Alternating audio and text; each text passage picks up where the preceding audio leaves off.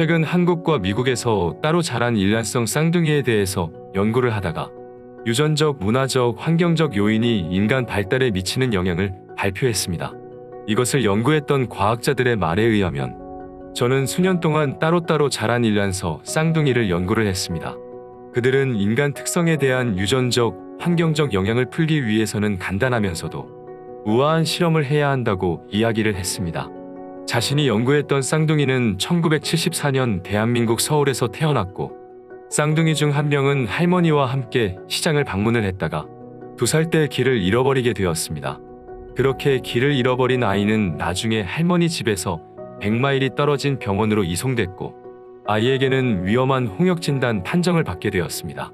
아이의 가족은 어떻게든 딸을 치료하기 위해서 백방 노력을 했지만 그녀는 결국 가족의 힘으로 어떻게 할 수가 없어서 위탁 시스템에 배치되었고 결국 미국에 거주하는 부부에게 입양이 되었다고 합니다.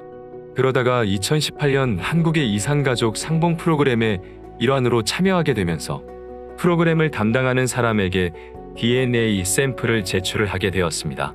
그런데 여기서 신기한 것은 쌍둥이는 자라면서 다른 문화를 경험을 했고 매우 다른 가족 환경에서 성장을 하였습니다. 한국에 남아있던 쌍둥이는 더욱 든든하고 화목한 가족 분위기에서 자랐다면 미국 부부에게 입양된 아이는 가족 갈등의 수준이 엄격하고 좋지 않았다고 하였죠.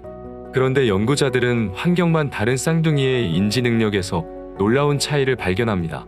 한국에서 자란 쌍둥이는 지각 추론 및 처리 속도와 관련된 지능 테스트에서 16점의 전체 IQ 차이로 꽤나 높은 점수를 받은 것으로 알려져 있었습니다.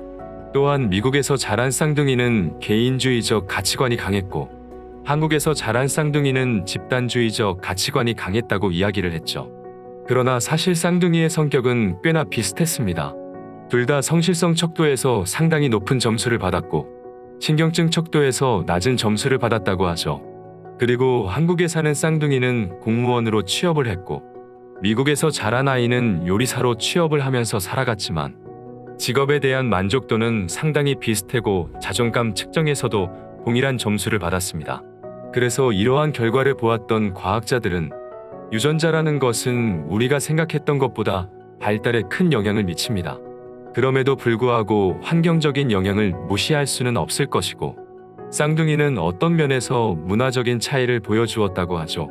만약에 이러한 사례가 앞으로도 발견이 된다면 우리들은 그 기회를 놓치지 말고 다시 한 번 더 검토를 해야 할 것이고 우리는 여전히 분자 수준의 유전자에서 우리가 매일 관찰하는 행동이 모두 맞다라고 이야기는 할 수 없을 것이다 라고 하였다고 합니다. 오늘 제가 준비한 영상은 여기까지입니다. 영상이 재미있었다면 구독과 좋아요까지 눌러주시면 감사하겠습니다. 끝까지 시청해주셔서 감사합니다.